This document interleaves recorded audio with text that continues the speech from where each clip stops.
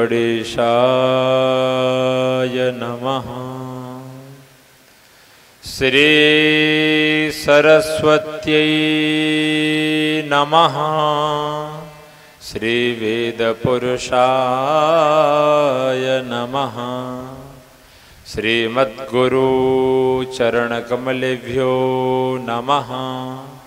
श्रीमद्भागवत महापुराणाभ्यां नमः। सिन्दूरारुणविग्रहां त्रिनयनां माणिक्यमौलिस्फुर तारानायकशेखरास्मितमुखी मापीनवक्षोरुहाम् पाणिभ्यामलिपूर्णरत्नचषकम् रक्तोत्पलं विवृते सौम्यां रत्नघटस्थरक्तचरणां ध्यायेत्परामम्बिकाम्। वागीशायस्य वदने लक्ष्मीर्यस्य च वक्षसि यस्यास्ते हृदये संवेद तं नृसिंहमहं भजे। गुरुर्ब्रह्मा गुरुर्विष्णु गुरुर्देवो महेश्वरः। गुरु साक्षात् परब्रह्मा तस्मै श्री गुरवे नमः। वंशी विभूषितकरा नवनीरदाभा पीताम्बरा गरुडबिम्बफलाधरोष्ठा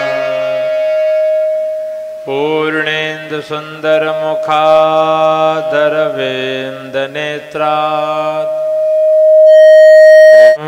न जाने मोर मुकुट कटकाचनी कर मुरली उर्मान। यह बानिक मो मन बस्यो सदा बिहारी लाल। सब द्वारन को छोड़ के ओ मैं आन बसो तेरे द्वार। हे वृषभानु की लाडली निको मेरी ओर निहार। अतुलित बलधामं स्वर्णशैलाभदेहं धनुजवन कृशानुं ज्ञानिनामाग्रगण्यं सकलगुणनिधानं वानराणामधीशं।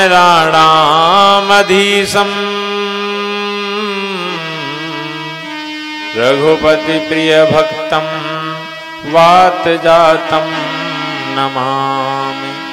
मनोजवं मारुततुल्यवेगम् जितेन्द्रियं बोधिमतां वरिष्ठं। वातात्मजं वानरयूथमुख्यं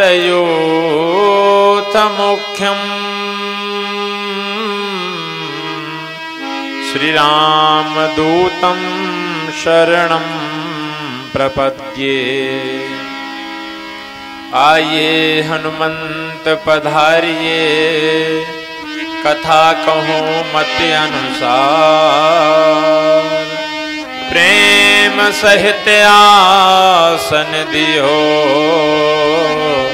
बैठिए पवन कुमार। बोलिए हनुमान जी महाराज की जय।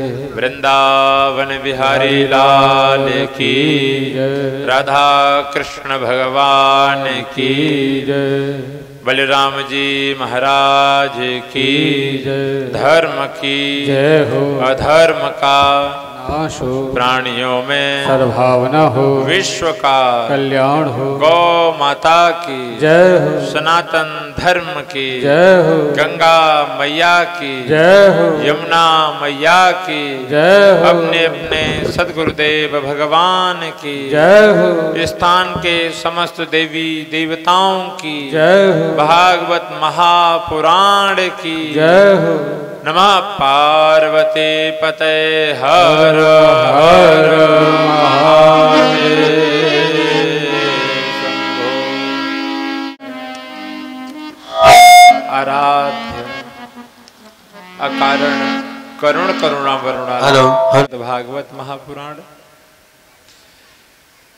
तृतीय दिवस इस सत्संग सत्र की सरिता में अवगाहन करने के लिए पधारे हुए सभी सनातन धर्मानुलंबी महानुभाव, भक्ति स्वरूपा, श्रद्धा स्वरूपा, सरल स्वभाव शमलंकृता सभी माताएं बहनें, सभी सज्जन वृंद,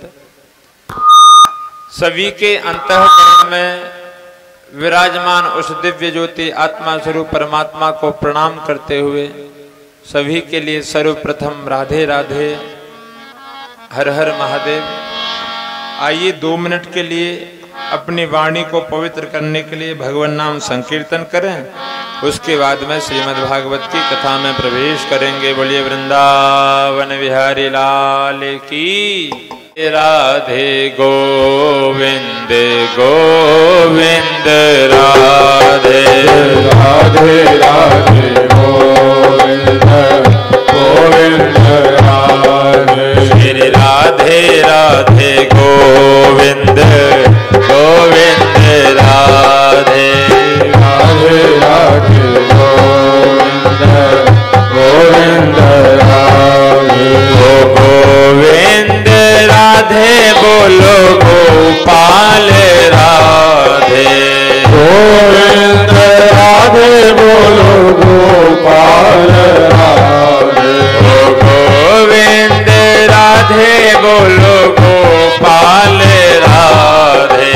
गोविंद राधे बोलो गोपाल।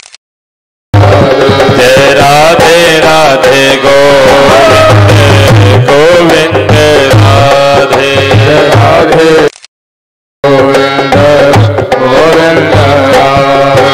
कहीं चित्र लखा न चरित सुना वह सुन जानेंगे क्या वह सुंदर श्याम को जानेंगे क्या। वह सुंदर श्याम को जानेंगे क्या। मन में न बसा मन मोहन तो वह ठान किसी पर ठानेंगे क्या। वह ठान किसी पर ठानेंगे क्या। वह ठान किसी पर ठानेंगे क्या। इस मरकट ने इमली ही चखी वह स्वाद सुधा पहचानेगा क्या। वह स्वाद सुधा पहचानेगा क्या। वह स्वाद सुधा पहचानेगा क्या। जिसने कभी प्रेम किया ही नहीं, जिसने कभी प्रेम किया ही नहीं, वह प्रेम की आह को जानेंगे क्या। वह प्रेम की आह को जानेंगे क्या। वह प्रेम की आह को जानेंगे क्या। जय राधे राधे गोविंद गोविंद राधे राधे राधे गोविंद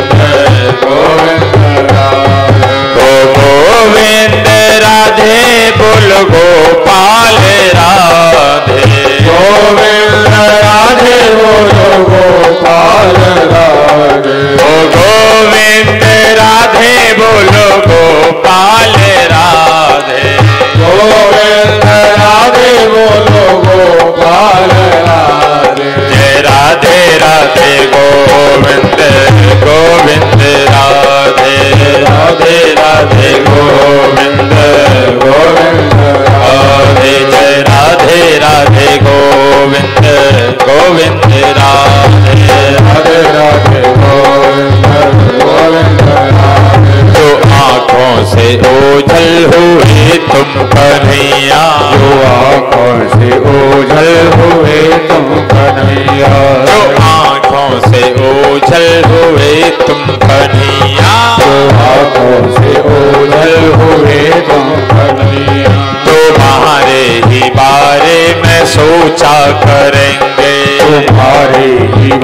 राधे में सोचा करेंगे। हथेली पे लिखेंगे नाम तुम्हारा, हथेली पे लिखेंगे नाम तुम्हारा।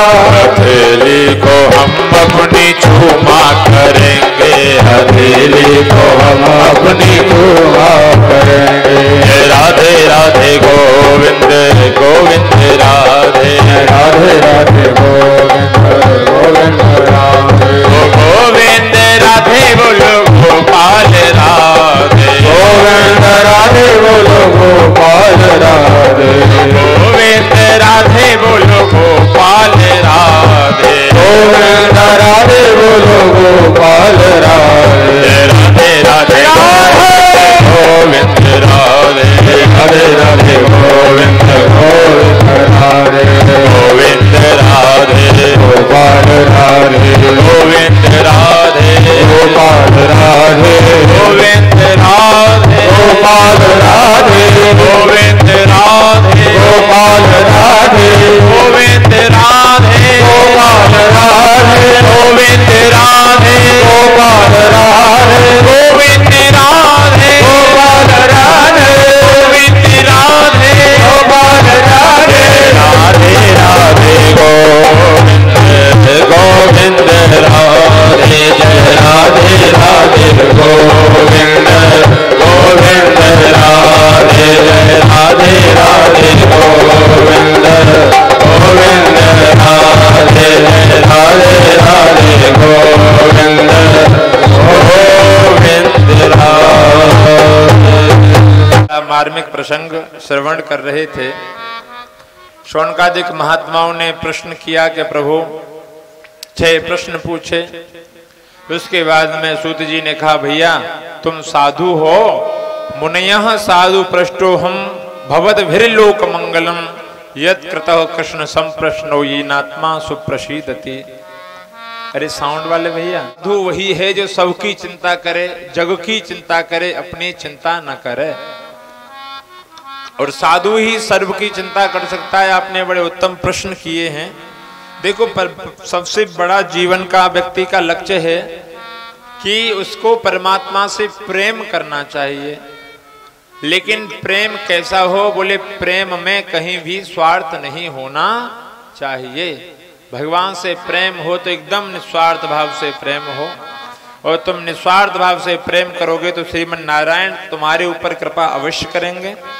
उसके बाद में दिव्य सूत जी कहते हैं शौनक जी से कि भैया सबसे पहले भगवान ने सृष्टि का वर्णन किया। सृष्टि के आदि में भगवान ने इस लोक के निर्माण की इच्छा की, और इच्छा करने के बाद में उन्होंने महतत्व से निष्पन्न एक पुरुष रूप ग्रहण कर लिया, और उसमें 10 इंद्रियां, 1 मन, 5 भूत और 16 कलाओं के साथ में वो शरीर उत्पन्न हुआ। योग माया का विस्तार किया, और विस्तार करने के द्वारा भगवान ने प्रजापतियों के अधिपति ब्रह्मा बाबा को उत्पन्न किया। और उसके बाद में भगवान के विराट स्वरूप के जितने भी ये हैं ना, 7 लोक, अतल वितल सुतल तलातल रसातल महातल और पाताल, भू भुव स्व महा जन तप सत्य, 14 लोक है ना, पूरे के पूरे जितने भी लोक हैं सब भगवान के शरीर में उस विराट स्वरूप में समाये हुए हैं। कहते हैं पाताल जो है वो भगवान के तलवे हैं। भगवान श्रीमन नारायण का जो विराट स्वरूप है ना, आप लोगों ने फोटो में उसके दर्शन किए होंगे विराट रूप के, तो सब कुछ उन्हीं के शरीर में समाया हुआ है। तो भैया भगवान श्रीमन नारायण के तलवे जो हैं वो पाताल हैं, जो भगवान की एड़ियां हैं वो रसातल हैं, और जो भगवान के भैया घुटने हैं वो सुतल हैं, और दोनों गुल्फे जो हैं एड़ियों के ऊपर की जो गांठें हैं वो महातल हैं। पैर के घुटने से नीचे वाले जो पिंड हैं वो तलातल हैं, और भगवान की जो जांघें हैं वो वितल और अतल हैं, और भगवान के जो पेड़ू हैं वो भूतल हैं। नाभि में आकाश है, छाती में स्वर्ग है, गले में महर लोक है, मुख में जनलोक है, ललाट में तप लोक है, और भगवान श्रीमन नारायण के शर में सत्यलोक विराजमान है। जितने भी ये वन उपवन, ये नदियां, ये वृक्ष जितने भी हैं, ये सब भगवान के शरीर में ही समाये हुए हैं। आजकल लोग वृक्षों को ऐसे ही काट देते हैं, नदियों को ऐसे ही प्रदूषित किया जा रहा है। ये सब हम भगवान श्रीमन नारायण के अंगों को नुकसान कर रहे हैं, हानि पहुंचा रहे हैं। तो जो लोग वृक्षों को काटते हैं उनको भी भैया बहुत बड़ा प्रायश्चित करना पड़ता है, बहुत बड़ा भोग भोगना पड़ता है। अब पूछा कि देखो तुम भगवान के अवतारों की बात करते थे, कोई कहता है भगवान के 10 अवतार हैं, कोई कहता है 14 हैं, कोई कहता है 20 है, कोई कहता है 24 हैं। सूत जी कहते हैं सौनक जी मुख्य रूप से भगवान के 24 अवतार हैं। वैसे तो भैया भगवान के असंख्य असंख्य अवतार हैं। कितने अवतार लेकर के भगवान समय समय पर जन्म लेते हैं, कितने अवतार ले लेकर के भगवान शरीर धारण करते हैं। वैसे तो भगवान के बहुत अवतार हैं, लेकिन मुख्य रूप से 24 अवतार हैं। कितने अवतार हैं? 24। भगवान का 24वां अवतार कब होगा? जब कलयुग का अंत आ जाएगा, तब भगवान कल्कि के रूप में अवतार लेकर के आएंगे। 24 अवतारों के बारे में बताया। और उसके बाद में सौनकादिकों ने पूछा कि प्रभु जिन्होंने श्रीमद् भागवत की कथा को रचा, जिन्होंने श्रीमद् भागवत की रचना की, उन वेदव्यास के बारे में बताओ। जिन्होंने श्रीमद् भागवत की कथा कही, उन शुकाचार्य के बारे में बताओ। और जिन्होंने श्रीमद् भागवत की कथा सुनी, उन परीक्षित के बारे में बताओ। परीक्षित को ही कथा का मुख्य पात्र क्यों बनाया गया? तब सौनक जी, सूत जी कहते हैं सौनक सुनो कि द्वापरे शमनो प्राप्ते तृतीये युग पर्यये जातः पराशरात् योगी वाशव्या कलया हरे। सूत जी कहते हैं सौनक जी, जब तीसरा द्वापर आया, द्वापर जब तीसरी बार आया, तब कह रहे हैं पाराशर ऋषि और सत्यवती माता के द्वारा भगवान के अवतार श्री वेदव्यास जी का जन्म हुआ। इन्होंने वेदों का विस्तार किया तो इनका नाम वेदव्यास पड़ गया। इन्होंने ऋग्वेद को 4 भागों में विभाजित किया, सामवेद बनाया, ऋग्वेद बनाया, यजुर्वेद बनाया और अथर्ववेद बनाया।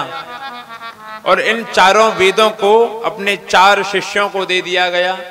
जो ऋग्वेद है वो शिष्य पैल को दे दिया गया, जो सामवेद है वो जैमिनी ऋषि को दे दिया गया, जो यजुर्वेद है भैया वो वैशंपायन नाम के अपने शिष्य को दे दिया, और जो अथर्ववेद है वो अपने अंगिरा नाम के ऋषि को, शिष्य को समर्पित कर दिया। आज से ये आपके हुए। जो इतिहास और पुराण बनाए, जो 5वां वेद कहलाते हैं, इतिहास और पुराणों को अपने रोमहर्षण नाम के शिष्य को समर्पित कर दिया, रोमहर्षण ऋषि को दे दिया। लेकिन 17 पुराण बना दिए। जो वेदों से वंचित रह गए थे, जिनको वेद पढ़ने का अधिकार नहीं था, जिनको पुराण पढ़ने का अधिकार नहीं था, उन स्त्रियों के और शूद्रों के लिए व्यास जी ने महाभारत की रचना की।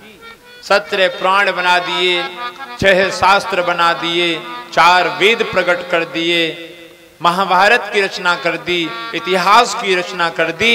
लेकिन फिर भी व्यास जी के मन को शांति न मिली। इतना सब कुछ करने के बाद में मन में शांति नहीं है।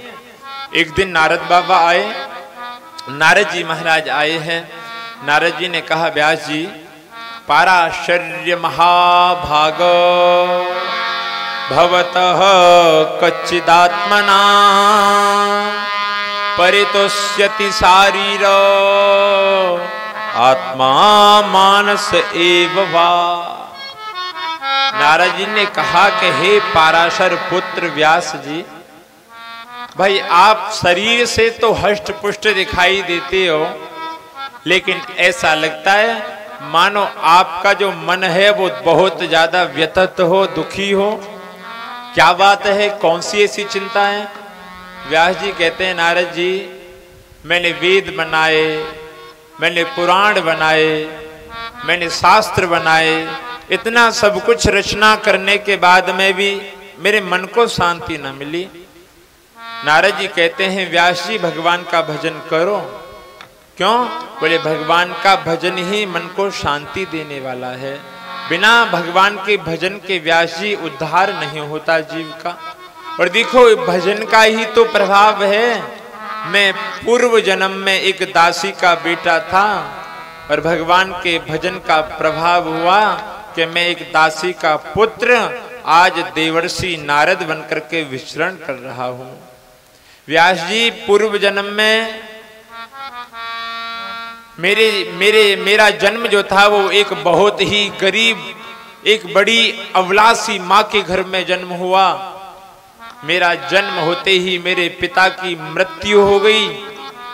पिता की मृत्यु हो जाने के बाद में मेरे लालन पालन के लिए मेरी मैया ने कोई काम ढूंढना चाहा, तो माँ काम ढूंढती ढूंढती जिससे हमें कुछ खाने के लिए मिलता रहे, इसलिए काम ढूंढती ढूंढती हमारी जो मैया थी, दासी जो हमारी माँ थी, वो संतों के आश्रम पर पहुंच गई। संतों के आश्रम पर पहुंच करके संतों से कहा बाबा आप मुझे खाने के लिए भोजन दे देना, मैं आश्रम में सेवा करती रहूंगी। संतों ने कहा बेटी तुझे क्या काम आता है, तू क्या जानती है? बोले बाबा मैं गौ की सेवा करना जानती हूँ, मैं गाय दूह लूंगी। तो ठीक है जाओ गुरु माता के पास में चली जाओ। गुरु माता के पास में नारद जी की मैया चली गई और जाने के बाद में वहां आश्रम में रह करके सेवा करने लगी। धीरे धीरे धीरे धीरे एक दिन वो आया कि इस आश्रम पर चतुर्मास करने के लिए। चतुर्मास जानते हैं ना, ये 4 महीने चौमासे के जो होते हैं ना, यही चतुर्मास के समय होता है। इन महीनों में भैया जो संत जन होते हैं वे संत जन एक जगह रह करके भगवान का भजन करते हैं, कहीं जाते नहीं है। तो चौमासा के लिए चतुर्मास करने के लिए उस आश्रम पर संत आए। संत भी कोई साधारण नहीं आए, वो संत थे सनक, सनंदन, सनातन और सनत कुमार। इतने बड़े अमलात्मा बिमलात्मा महात्मा ये ऋषि कुमार जब आश्रम पर पधारे, अब भाई लोगों को पता लग गया कि बड़े तपस्वी संत पधारे हैं, तो लोग मिलने के लिए जाने लगे। अब मिलने के लिए जाते हैं तो कोई फूल ले जाता है, कोई फल ले करके जाता है, कोई फूलों की माला बना करके ले जाता है, कोई नैवेद्य मिठाई इत्यादि के लेकर के जाता है, कोई द्रव्य लेकर के जाता है कि जाएंगे, खाली हाथ नहीं जाना चाहिए भागवत की कथा में संतों से मिलने के लिए। तो अब तो वो संतों से मिलने के लिए जैसे ही सब कोई ना कुछ ना कुछ सब लोग लेकर के जा रहे थे। अब नारद जी की मैया जो थी भैया, उनके मन में विचार आया कि संतों को कोई कुछ समर्पित कर रहा है, कोई कुछ समर्पित कर रहा है, लेकिन मेरे पास में तो कुछ नहीं है, मैं संतों को क्या समर्पित करूं? लेकिन मन में विचार आया, हाँ है ना, ये मेरा बेटा है, मेरे पास में मेरा पुत्र है, मेरे साथ में रहेगा तो पता नहीं कैसे बेचारे का जीवन व्यतीत होगा। क्यों ना इसका जीवन बन जाए, तो मैं अपने बालक को संतों को समर्पित कर दूं, संतों की सेवा में लगा दूं। एक माँ का हृदय। नारद जी की माँ ऐसा कहते हैं गई और जाकर के अपने बेटे को ही, छोटे से नारद जी को संतों की सेवा में समर्पित कर दिया। बेटा ये जो संत हैं जब ये प्रसाद ग्रहण कर लिया करें तब तो इनके पत्तलों को डाल करके आना, संतों की सेवा करना बेटा, क्योंकि संतों की सेवा करने पर बहुत पुण्य प्राप्त होता है। अब तो नारद जी महाराज जो बालक के स्वरूप हैं खूब संतों की सेवा करते हैं। संतों को जब संत प्रसाद पा लेते हैं, प्रसाद ग्रहण कर लेते हैं, तो जो उच्छिष्ट भोजन बचता है तो उस भोजन को नारद जी ग्रहण कर लेते हैं। अब उच्छिष्ट भोजन किसे कहते हैं? जो थाली पर बचता है उसे, जो थाली पे छोड़ देते हैं उसे उच्छिष्ट कहते हैं? नहीं, वो उच्छिष्ट नहीं होता है। थाली पर तो भैया संत छोड़ते ही नहीं है, एक अन्न का कण नहीं छोड़ते हैं और नहीं छोड़ना चाहिए। आजकल लोग कहते हैं कि लोग एक ही थाली में खाओ, झूठा खाने से प्रेम बढ़ता है। नहीं, झूठा खाने से कुछ नहीं, पाप लगता है। एक थाली में कभी भी भोजन नहीं करना चाहिए, भैया ऐसा शास्त्र कहते हैं कि जो व्यक्ति एक थाली में भोजन करता है उसे बहुत बड़ा पाप लगता है, फिर प्रायश्चित करना पड़ता है। एक थाली में कभी किसी को भोजन नहीं करना चाहिए। अब तो उच्छिष्ट किसे कहते हैं भैया? जो तुम्हारे भोजन रखने वाला पात्र होता है, जिसमें रोटी बना करके रखी जाती है, उसे क्या कहते हैं? उसको पहले तो बुइया कहते थे, आजकल हॉटकेस कह देते हैं, जिसमें रोटी रखी जाती है, कटोरदान या टिफिन इत्यादि जो भी होता है। तो जो भोजन संत कर लें या जो भी घर वाले भोजन कर लें, उसके बाद में उस पात्र में जो भोजन बच जाता है, पूरे घर वालों ने भोजन कर लिया, फिर भी उसमें भोजन एक दो रोटी शेष रह गई, तो उसे कहते हैं उच्छिष्ट। उस प्रसाद को पाते थे ये बालक के रूप में नारद जी। संतों की वो उच्छिष्ट प्रसाद को पाते पाते बदल गया। संतों का चतुर्मास पूरा होने वाला था। नारद बाबा कहते हैं, बालक के रूप में छोटे से हैं, कहते हैं बाबा मैं भी तुम्हारे संग चलूंगा वन में भजन करने के लिए। इन सनत कुमारों ने कहा भैया तुम्हारे घर में तुम्हारी मैया है, माँ है, बेटा ऐसे माँ को छोड़ करके भजन के लिए नहीं जाना चाहिए। जब तक बेटा तुम्हारे घर में तुम्हारी माँ है तब तक तुम माँ की सेवा करो, और जब तुम्हारी माँ का शरीर पूरा हो जाए तब तुम भजन के लिए वन में आ जाना और उत्तर दिशा की तरफ आ जाना। संत कह करके चले गए। नारद जी महाराज के मन में बड़ी गिलानी रही कि मैं संतों के संग न जा पाया भजन करने के लिए। मेरा कोई पूर्व जन्म का पाप था जो मुझे संतों का सानिध्य न मिल पाया। मन मन में छोटे से 5 वर्ष के नारद जी विचार कर रहे हैं। कह रहे हैं ये जो मेरी मैया है ना, भजन के मार्ग में भैया मेरी माँ जो है ये विघ्न बन गई। मेरी माँ न होती तो मैं भजन कर लेता, मुझे संतों का सानिध्य मिल जाता। एक दिन क्या हुआ कि एकदा निर्गता गेहा दुहंती निशिगाम पथि सर्पो दशत पदा स्पष्ट कृपणा कालनोदिता। एकदा निर्गता गेहात, एक दिन घर से निकल करके नारद जी की माँ जो है वो गाय को दोहने के लिए गईं, दूध निकालने के लिए गईं, और बेचारी जैसे दूध निकाल रही थी तो सर्प ने सर्पो दशत पदा स्पष्ट, भैया सर्प ने इनको डस लिया, और सर्प के डसने पर इनकी मैया की मृत्यु हो गई। और जब मैया की मृत्यु हुई तो नारद जी महाराज छोटे से बालक के रूप में हैं। अब भैया माँ चली गई तो रोने लगे। रोई तो ऐसा संत जन कहते हैं कि नारद जी की आंखों से 2 तरह के आंसू आए। एक आंख से गर्म गर्म आंसू निकल रहे हैं और एक आंख से शीतल आंसू बह रहे हैं। एक तो नारद जी को बड़ा दुख हुआ कि मेरी माँ मुझे छोड़ करके चली गई। एक हृदय में कहीं ना कहीं प्रसन्नता रही कि अब माँ नहीं है तो मैं भगवान का भजन कर लूंगा।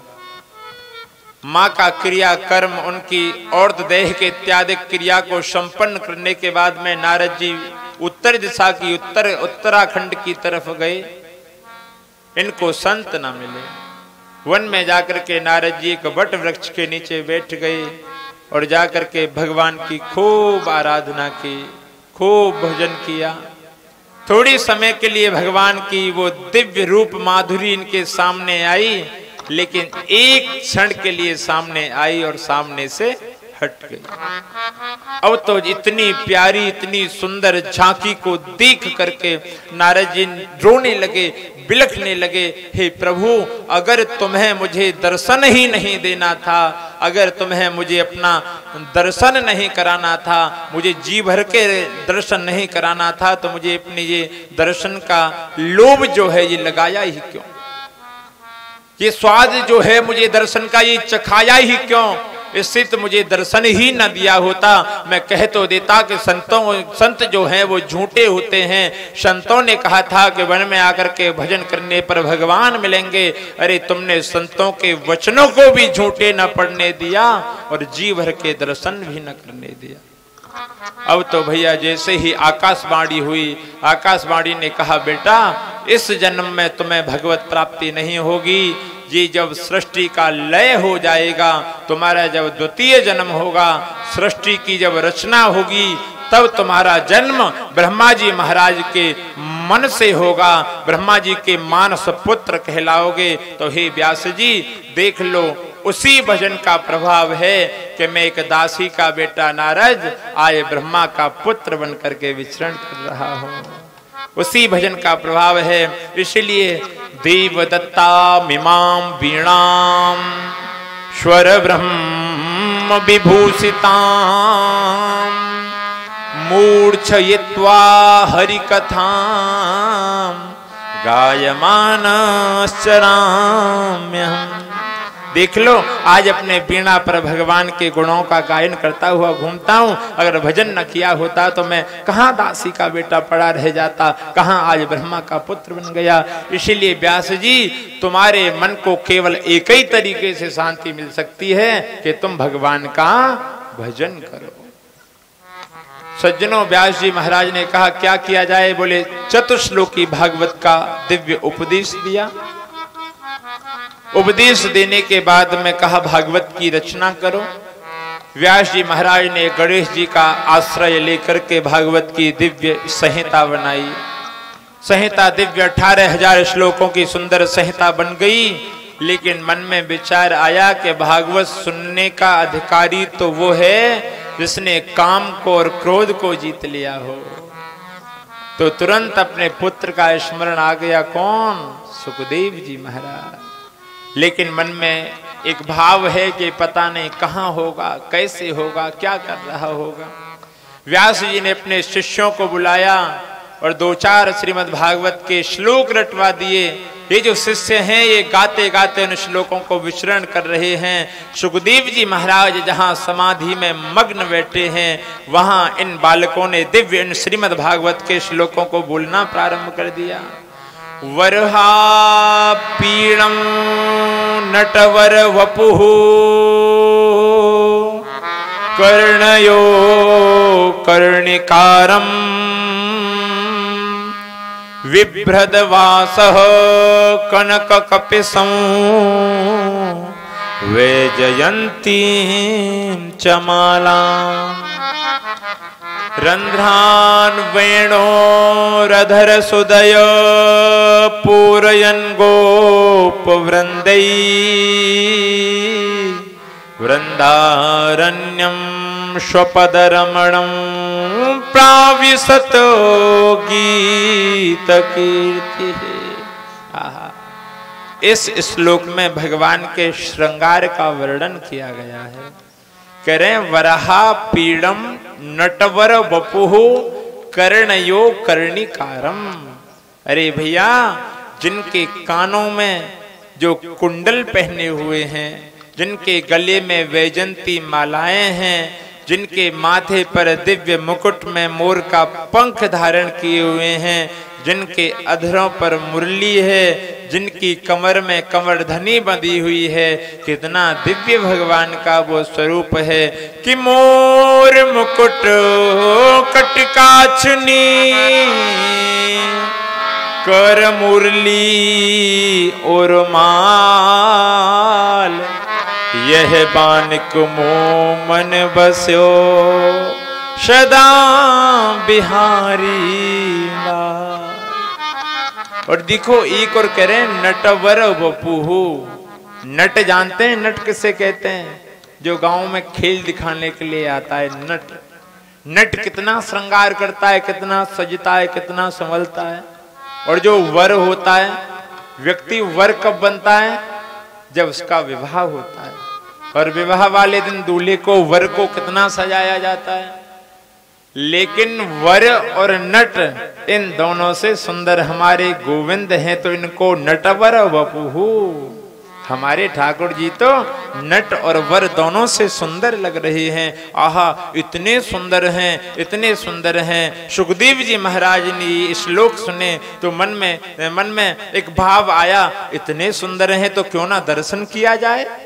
लेकिन एक विचार उत्पन्न हुआ, अरे भैया, जो सुंदर होगा पता नहीं उसका स्वभाव कैसा होगा। सज्जनों, जीवन में शरीर का सुंदर होना बड़ी बात नहीं है, सुंदर स्वभाव का होना बड़ी बात है। भैया इस सुंदरता में टिकाऊपन नहीं है, रीझना मत यारो ऊपर की सफाई पर, क्योंकि सोने का वर्क चढ़ा है मिट्टी की मिठाई पर। ये जो ऊपर की चमक है ना, इसमें कुछ नहीं है, जो कुछ भी है भैया वो स्वभाव में सुंदरता है। ये 10 साल पहले क्या सुंदरता थी, 10 साल बाद क्या सुंदरता रहेगी, इस सुंदरता में भैया टिकाऊपन नहीं है। व्यक्ति का अगर कुछ सुंदर होता है तो वो स्वभाव, कोई कितना भी कुरूप क्यों ना हो, लेकिन अगर उसका स्वभाव सुंदर है तो सामने वाला यही कहता है देखो भैया इसका स्वभाव कितना सुंदर है। लोग बाद में भी केवल यही चीज याद करते हैं, देखो उसका स्वभाव कितना सुंदर है। सुंदर स्वभाव को कहा गया है, सुंदर व्यक्ति को नहीं। जैसे ही सुखदेव जी के मन में विचार आया कि जो सुंदर हैं क्या उनका स्वभाव सुंदर होगा, क्या वो हमें स्वीकार करेंगे, तो शिष्यों ने तुरंत दूसरा श्लोक बोल दिया। बोले अहो वकीयम स्तन कालकूटम जिघांसया पाय यदप्य साध्वी लेभे गतिम धातृचिताम ततोन्यम कम वा दयालुं शरणं व्रजेमा। ओहो आश्चर्य, क्या आश्चर्य। बोले बकी कौन, वो पूतना अपने स्तनों पर विष लगा करके आई, किस लिए आई, मारने के लिए। लेकिन उस पूतना को भी गोविंद ने कौन सी गति दी, जो एक माँ को दी जाती है वही गति भगवान ने पूतना को प्राप्त करवा दी। तो बताइए भगवान कितने दयालु हैं, उनसे बड़ा कोई दयालु हो सकता है। तो सुखदेव जी महाराज ने इन शिष्यों से कहा भैया ऐसे और हमें 2-4 श्लोक सुनाओ, बड़ा आनंद आ रहा है। शिष्यों ने कहा सुखदेव जी हमें तो बस इतने ही आते हैं, अगर आपको ज्यादा सुनने हैं तो आप अपने पिताजी के पास में जाओ। ऐसे 18,000 श्लोकों की सुंदर संहिता श्री वेद व्यास जी के पास में है। सुखदेव जी महाराज व्यास जी के पास में गए, जाकर के व्यास जी महाराज ने इनको जनक जी महाराज के पास में परीक्षा के लिए भेजा। काम और क्रोध की परीक्षा में जब ये उत्तीर्ण हुए तो उसके बाद में इनको दिव्य 18,000 श्लोकों की दिव्य संहिता प्रदान की गई। बोलिए श्री सुखदेव जी महाराज की। शौनकादिक ऋषियों ने पूछा कि प्रभु परीक्षित ने भागवत कथा क्यों सुनी, परीक्षित को मुख्य पात्र क्यों बनाया गया। तब उन्होंने कहा कि सुनो भैया, यदा मृधे कौरव संजयाना वीरे स्वथो वीर गतिम गतेषु ब्रकोदरा वेद्ध गदाभिमर्शो भगनोरुदंडे धृतराष्ट्रपुत्रे। करें यदा मृधे, यदा माने जब, मृधे माने मारे गए। कौन मारे गए, बोले कौरव। यदा मृधे कौरव संजयाना वीरे स्वथो वीर गतिम गतेषु। भैया कौरव मारे गए, वीरों को वीर गति प्राप्त हुई। ब्रकोदरा विद्ध गदा विमर्श। ब्रकोदर कौन, बोले भीमसेन जी महाराज, जिनके पेट में ब्रक नाम की जो अग्नि है वो नित्य प्रज्वलित रहती है, जलती रहती है। भीमसेन जी महाराज ने विद्ध गदा विमर्श, अपने गदा के प्रहार से दुर्योधन की जंघाओं को कुचल दिया। तो दुर्योधन जो है ये सरोवर के किनारे पड़ा पड़ा कराह रहा है। इसकी कराहट की आवाज को सुन करके इसका जो मित्र है, इसके गुरु का जो पुत्र है, गुरु द्रोणाचार्य का जो पुत्र है जिसका नाम है अश्वत्थामा, अश्वत्थामा आया। अश्वत्थामा ने कहा भैया तुम्हारी ये दशा किसने की। दुर्योधन ने कहा भैया उन्हीं पांडवों ने जिन्होंने मेरे 99 भाइयों को मार दिया, उन्हीं ने मेरी जंघाओं को भी कुचल दिया। बोले उन्होंने युद्ध के नियमों को भंग किया है, केवल गधा का प्रभाव यहां तक किया जा सकता है, जंगा पर कोई भी शस्त्र नहीं चलाया जाता। मैं आज प्रण लेता हूं मैं एक भी पांडव को जीवित न छोड़ूंगा। सज्जनों ये युद्ध की विजय की रात है, मारने के लिए भैया काक उलूक के न्याय से अश्वत्थामा ने हमला करना चाहा कि काक उलूक के न्याय से मैं इनको मारूंगा। काक उलूक का न्याय क्या है? बोले रात्रि के समय उल्लू कौओं को मारते हैं और भैया दिन में कौवा उल्लुओं को मारते हैं, क्योंकि रात में कौवा को दिखाई नहीं देता है और दिन में उल्लू को दिखाई नहीं देता है। ये होता है काक उल्लू का न्याय। तो अश्वत्थामा पांडवों को मारने के लिए रात में चला, लेकिन भैया जिसकी रक्षा श्रीमन नारायण करे उसे मारने की किसी में सामर्थ्य नहीं है कि जाको राखे साइया और मार सके ना को, बाल न बांका कर सके चाहे सब जग बैरी हो, चाहे पूरा संसार उससे विद्रोह कर ले, लेकिन जिसकी रक्षा गोविंद करता है, जिसकी रक्षा माधव करता है, इस संसार में किसी में सामर्थ्य नहीं है कि उसका बाल भी बांका कर सके। युद्ध की विजय की रात है, पांडवों को लेकर के भगवान सरोवर के किनारे चले गए।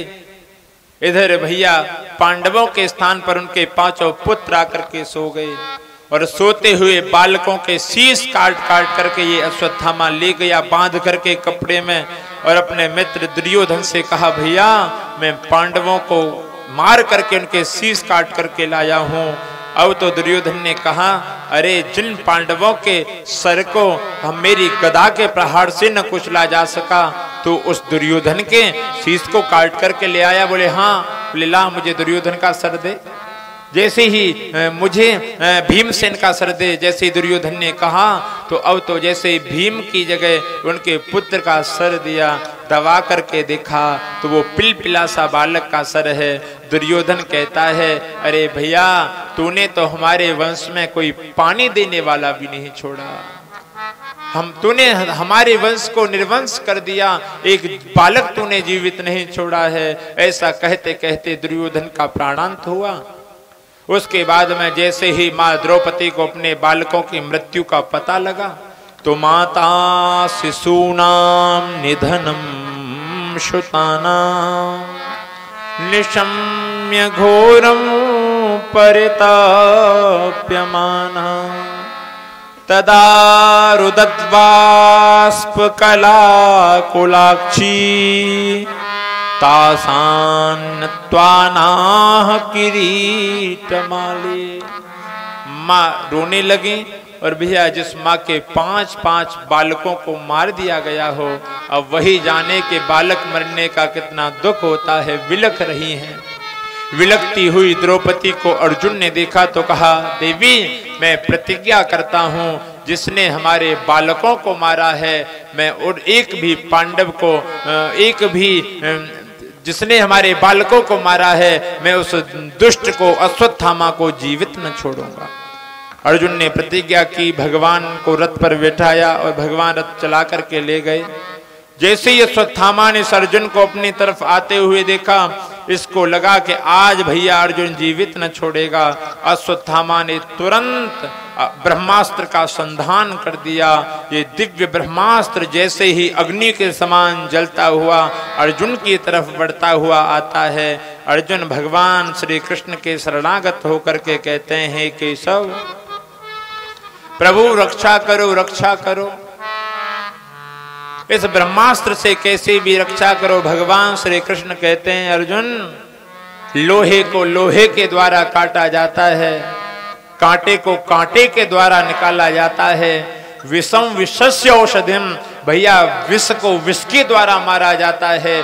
विष की जो औषधि है वो विष ही है। ऐसे ही इसने भी ब्रह्मास्त्र चलाया है और गुरु द्रोण ने ब्रह्मास्त्र की दीक्षा तुम्हें भी दे रखी है। तुम भी चलाओ ब्रह्मास्त्र और इसकी गति को रोक दो। सज्जनों कहते हैं, अर्जुन ने ब्रह्मास्त्र का संधान किया और ब्रह्मास्त्र का संधान करने के बाद में वेद व्यास जी ने इन ब्रह्मास्त्रों को रुकवाया है। उसके बाद में अश्वत्थामा को केस पकड़ करके खींचते खींचते ले गए।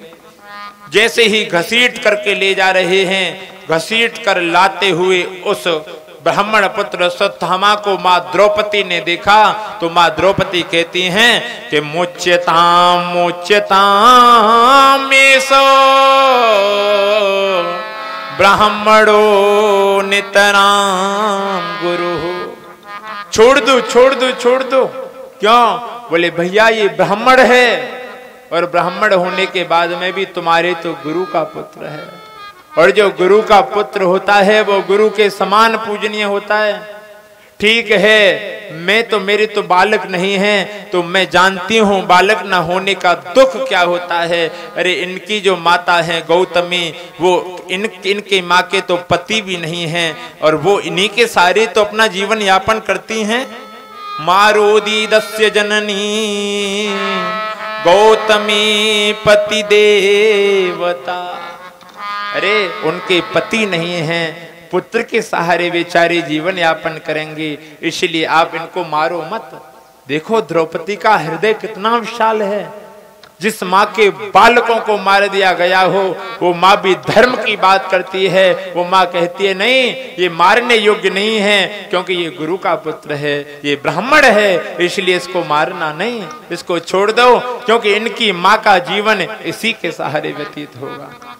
अब तो जैसे भैया अर्जुन ने कहा प्रभु मैंने मारने की प्रतिज्ञा की है, युधिष्ठिर कहते हैं हाँ द्रौपदी ठीक कहती है, कभी भी ब्राह्मण को नहीं मारना चाहिए। अब भगवान श्री कृष्ण की शरण में गए। भगवान गोविंद ने कहा भैया ब्रह्म बंधुर न हंतव्यम आतताई वदारहण मये वो भय मामनाथ परिपाही अनुशासनम।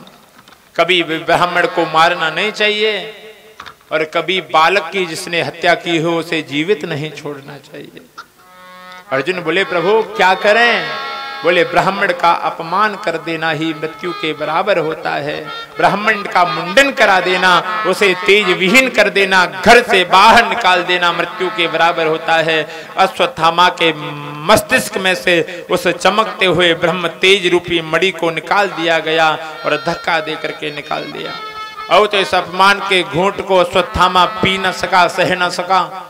इसने ब्रह्मास्त्र की गति को पुनः जो इन पांडवों का पौत्र था अभिमन्यु,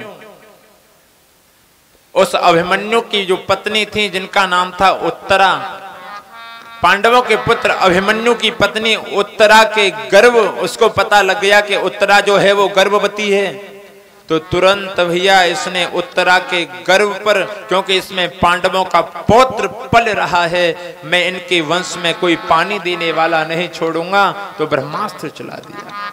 ब्रह्मास्त्र चलाया तो सज्जनों वो उत्तरा दौड़ी दौड़ी भगवान की शरण में आई और कहने लगी कि पाहि पाहि महायोगिन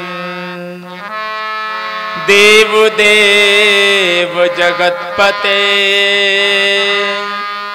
नान्यम त्वद्भयं पश्ये यत्र मृत्यो परस्परम। हे गोविंद रक्षा करो रक्षा करो रक्षा करो। हे केशव ये जो बाण है ना ये अग्नि के समान जलता हुआ मुझे मारने के लिए आ रहा है। प्रभु कैसे भी इस बाण से मेरी व मेरे गर्भ की रक्षा करो। भगवान ने अंगूठे के अग्रभाग के समान रूप बनाया।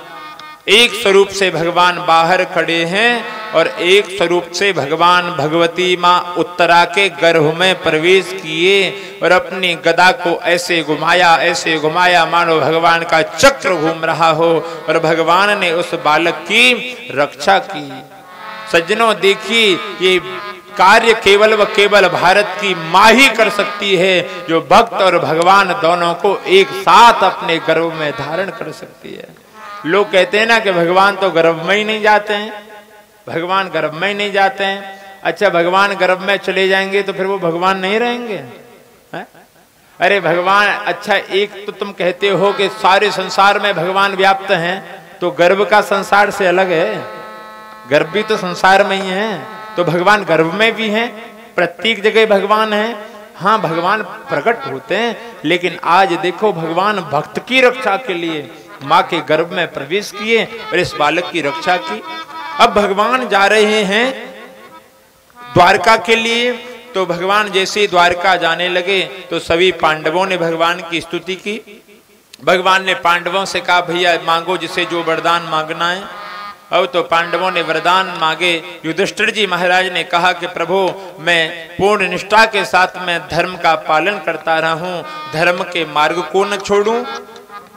तो भगवान ने तथास्तु कहकर के उनका वरदान पूरा किया। भीमसेन, अर्जुन, नकुल और सहदेव पांचों भाइयों को दिव्य दिव्य वरदान दिए। और उसके बाद में मांगने की बारी भगवान की जो बहन है ना, जो अर्जुन के साथ में जिनका विवाह हुआ है, जिनका नाम है सुभद्रा, सुभद्रा की मांगने की बारी आई तो वहां पर जो खड़ी हैं माता कुंती, वो सकुचा गई।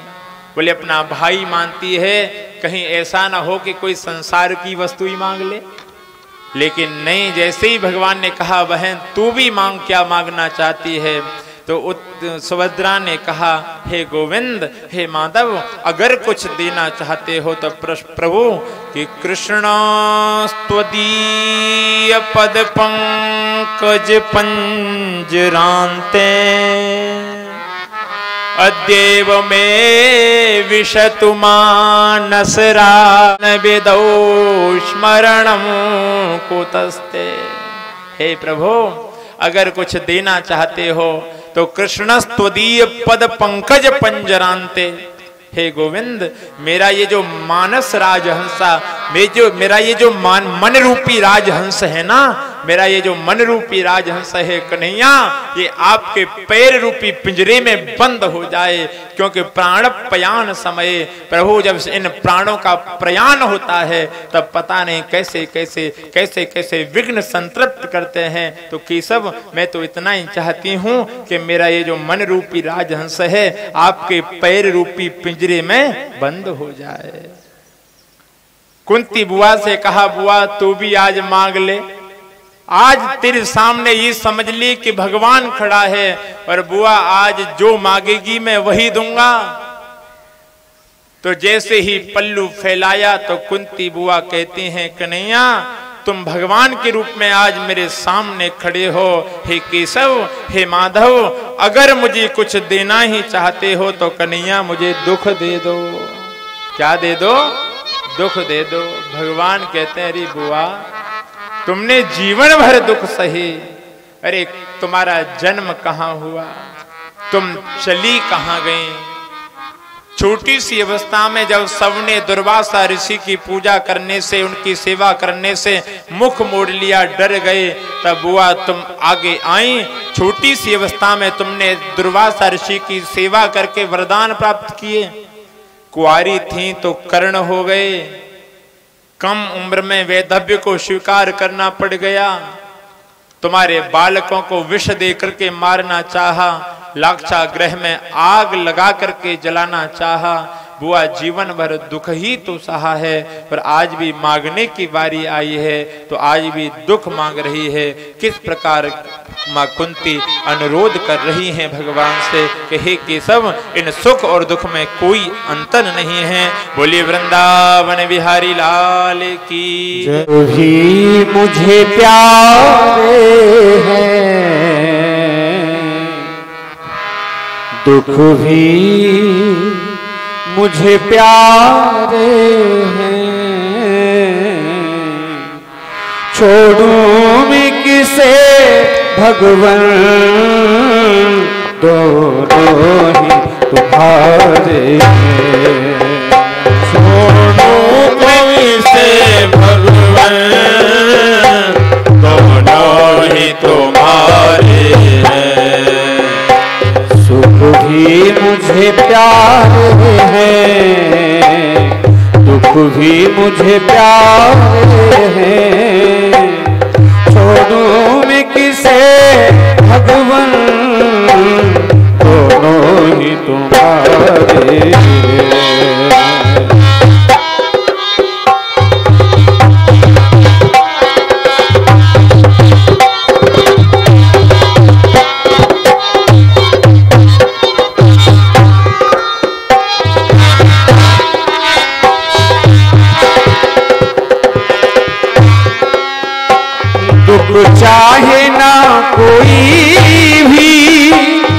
सब सुख को तरसते हैं, चाहे न कोई भी सब सुख को तरसते हैं। सुख में सब हंसते हैं, दुख में सब रोते हैं। सुख में सब हंसते हैं, दुख में सब रोते हैं। दुख में सब रोते हैं। सुख मिले जिसे उसने दुख भी तो सहारे हैं। छोड़ूं मैं किसे भगवान, दोनों ही तुम्हारे हैं।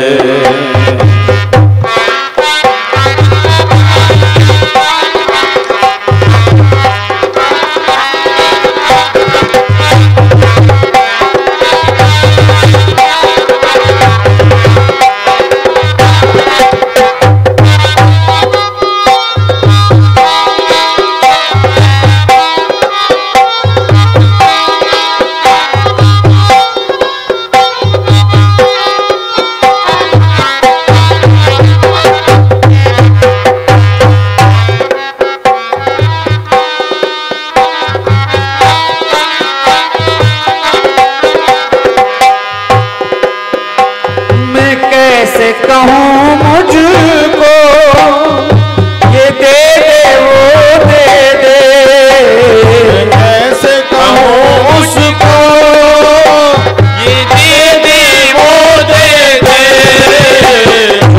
तेरी मर्जी है, मर्जी से वो दे दे। तेरी मर्जी है, मर्जी से वो मर्जी से जो दे दे। मैंने तो तेरे आगे, मैंने तो तेरे आगे ये हाथ पसारे हैं, हाथ पसारे हैं।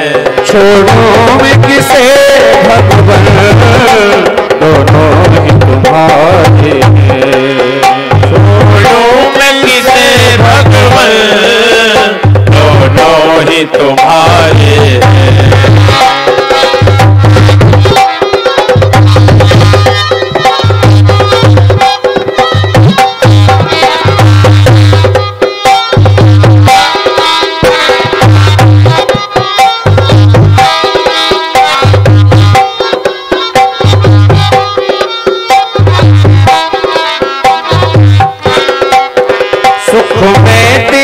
शुक्र करूं, दुख में फरियाद करूं। मैं तेरा शुक्र करूं, दुख में फरियाद करूं।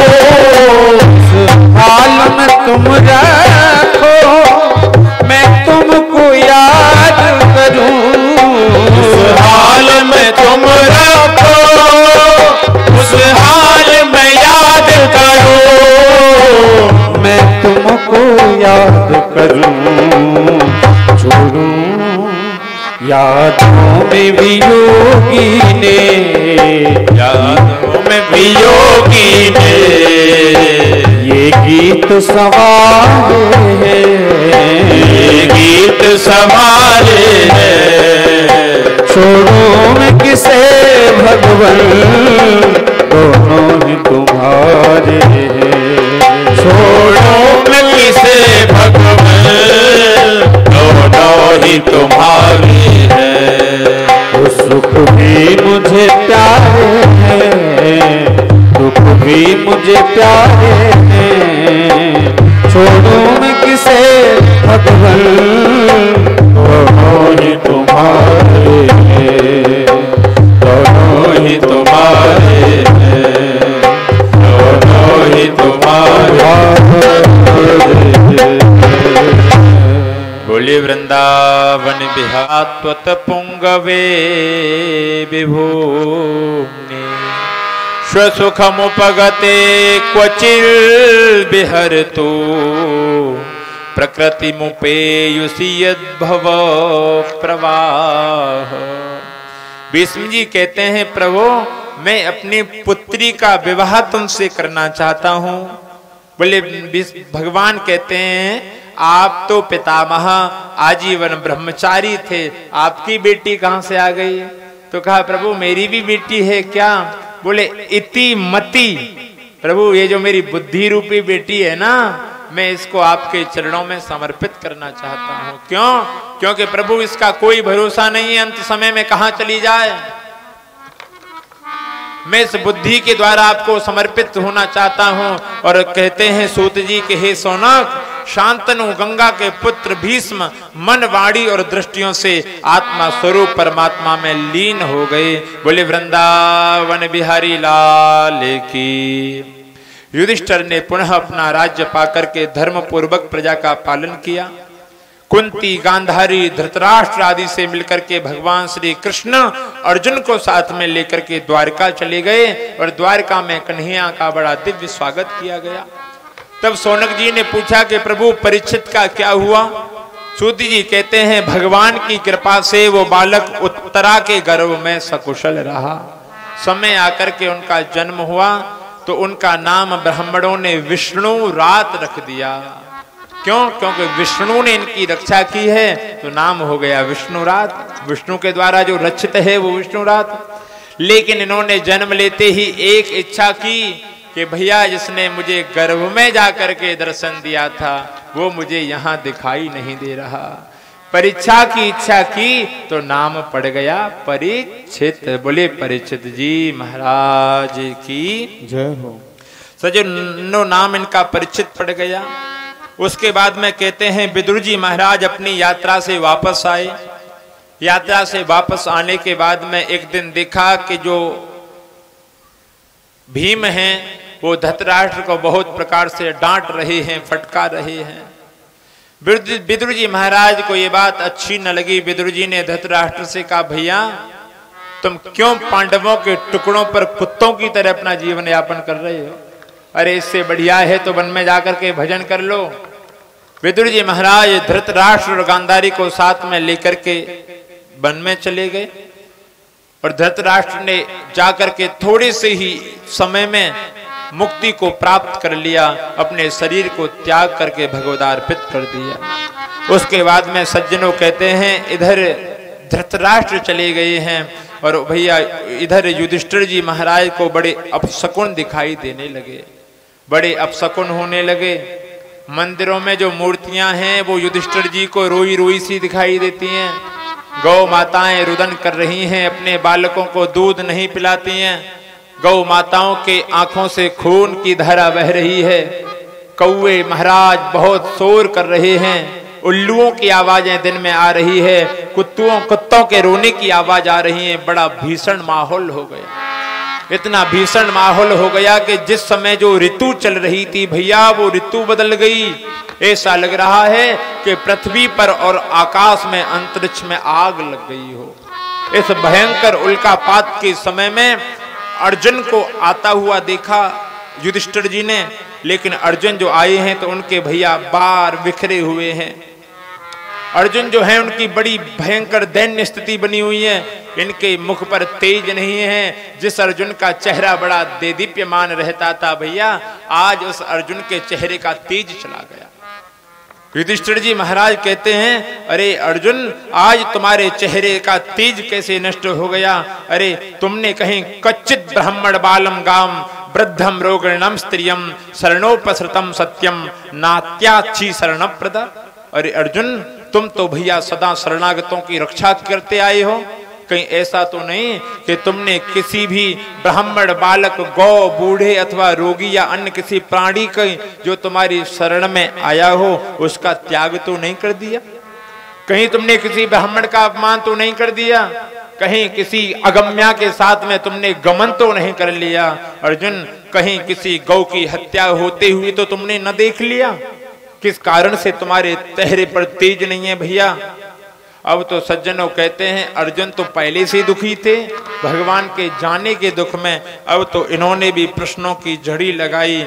अब तो अर्जुन ने कहा कि भैया यो नो जुगोपवन मेत्यदुरंत कृच्छ्रात् द्विवाससोरि विहितादयुताग्रभुगुयः शाकानशिष्टमुपयोज्य यतस्त्रलोकीम्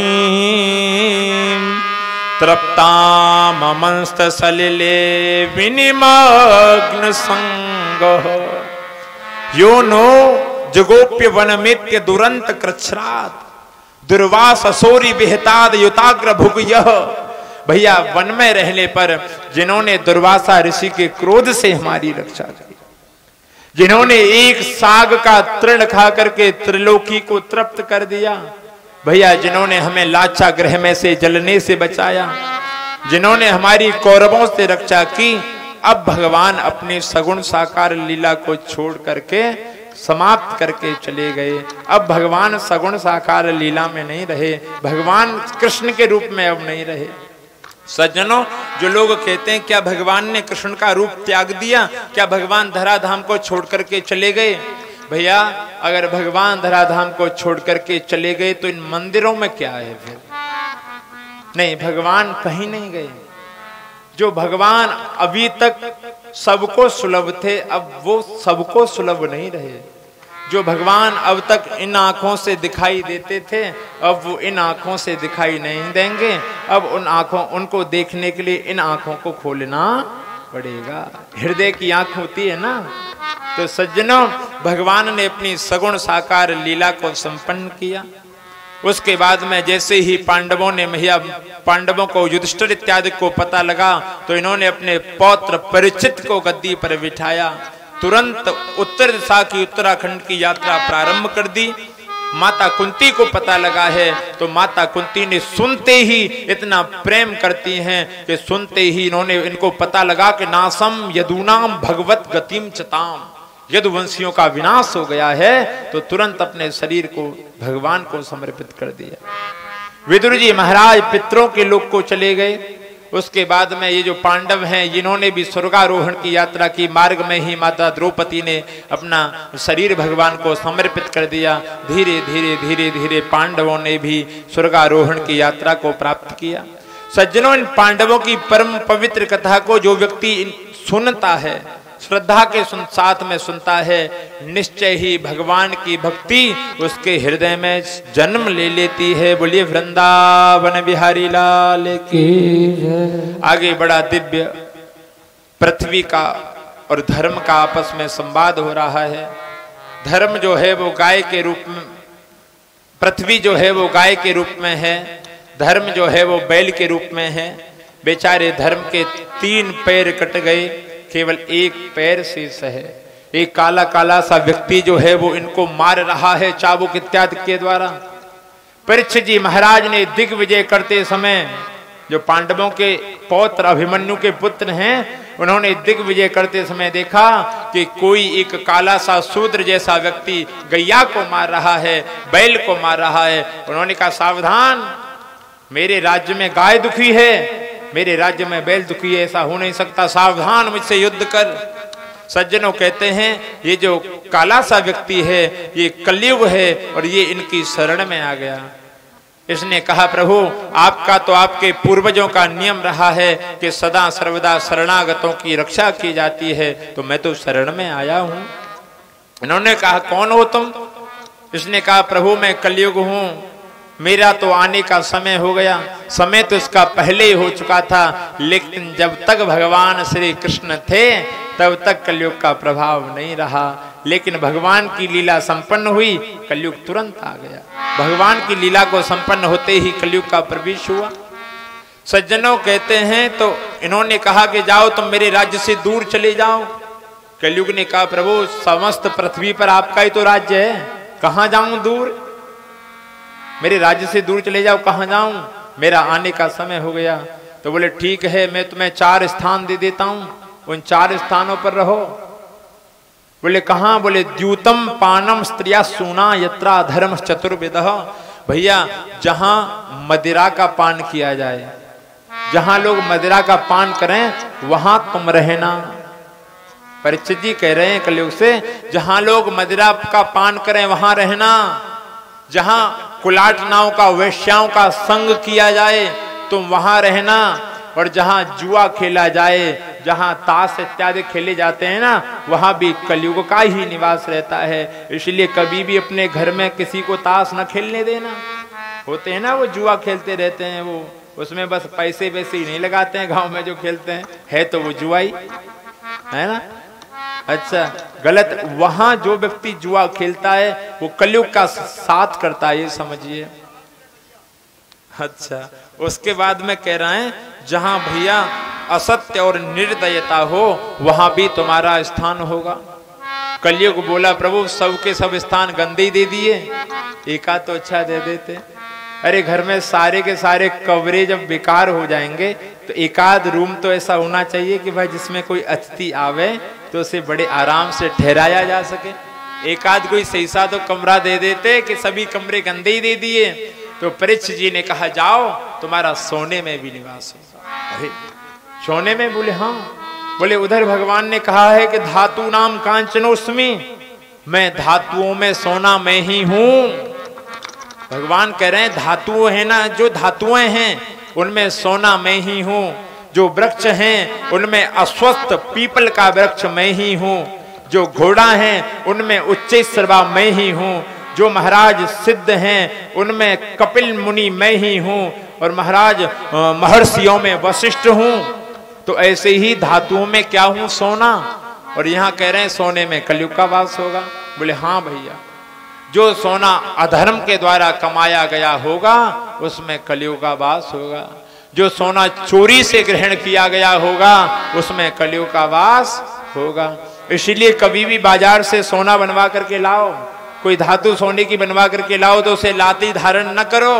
पहले ठाकुर जी को चढ़ाओ, अपने भगवान को समर्पित करो, उसके बाद में प्रसाद के रूप में ग्रहण करना चाहिए। बोले वृंदावन